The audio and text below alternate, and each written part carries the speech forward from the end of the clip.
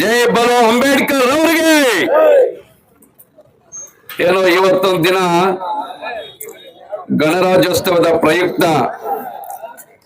ಸಂವಿಧಾನದ ಹರಿಕಾರರು, ಸಂವಿಧಾನದ ಶಿಲ್ಪಿ, ಪ್ರಪಂಚದಲ್ಲಿ ಹೆಚ್ಚಿನ ವಿಗ್ರಹಗಳ ಆರಾಧಕರು ಆಗಿರುವಂತಹ ಅಂಬೇಡ್ಕರ್ ಅವರ ಹೆಸರನ್ನು ತಕೊಂಡು ಇವತ್ತೊಂದು ದಿನ ಕ್ರಿಕೆಟ್ ಟೂರ್ನಮೆಂಟ್ ಆಗ್ತಾ ಇದೆ. ನನ್ಗನ್ಸತ್ತೆ ಪ್ರಪ್ರಥಮ ಬಾರಿಗೆ ಮುಳಬಾಲ್ ತಾಲೂಕಿನಲ್ಲಿ ಒಂದು ಟೂರ್ನಮೆಂಟ್ ಅಂತ ನಾನಂತೂ ಭಾವಿಸಿದ್ದೇನೆ.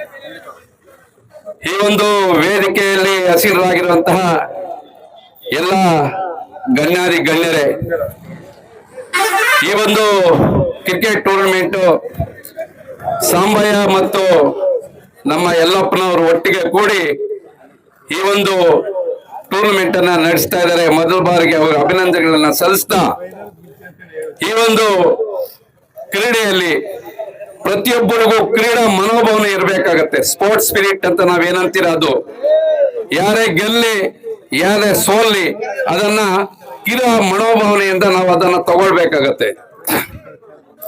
ಈ ಒಂದು ಕ್ರೀಡೆ ಕ್ರಿಕೆಟ್ ಆಗಿರ್ಬೋದು, ಯಾವುದೇ ಒಂದು ಕ್ರೀಡೆ ಆಗಿರ್ಬೋದು, ಇದನ್ನ ಬೆಳೆಸೋದು ಉಳಿಸೋದು ನಮ್ಮೆಲ್ಲರ ಜವಾಬ್ದಾರಿ ಆಗಿರುತ್ತದೆ. ಈ ಒಂದು ಮುಳಬಾಲ್ ತಾಲೂಕಿನಲ್ಲಿ ಮೊಟ್ಟ ಮೊದಲ ಬಾರಿಗೆ ಈ ಒಂದು ಟೂರ್ನಮೆಂಟ್, ಸುಮಾರು ಟೂರ್ನಮೆಂಟ್ಗಳು ಆಗ್ತಾ ಇರತ್ತೆ.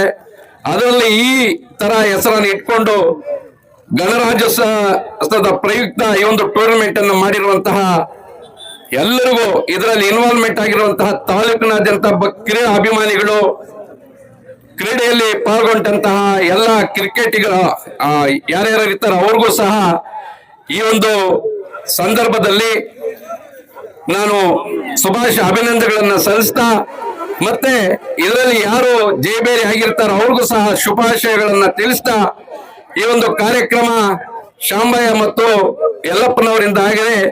ಇನ್ನು ಹೆಚ್ಚೆಚ್ಚಿಗೆ ಮುಳಬಾಲ್ ತಾಲೂಕಿನಲ್ಲಿ ಪ್ರತಿಯೊಬ್ಬರು ಒಂದು ಸ್ವಾರ್ಥ ಇರುತ್ತೆ.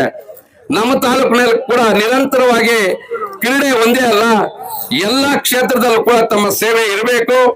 ಎಲ್ಲ ಇದರಲ್ಲೂ ಕೂಡ ತಾವು ಮುಂಬರುವ ದಿನಗಳಲ್ಲಿ ತಮ್ಮ ಸೇವೆಯನ್ನ ನಿರಂತರವಾಗಿ ಮಾಡಬೇಕು.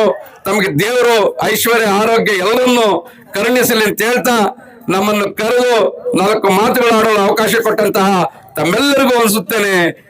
ಜೈ ಹಿಂದ್, ಜೈ ಭಾರತಾಂಬೆ.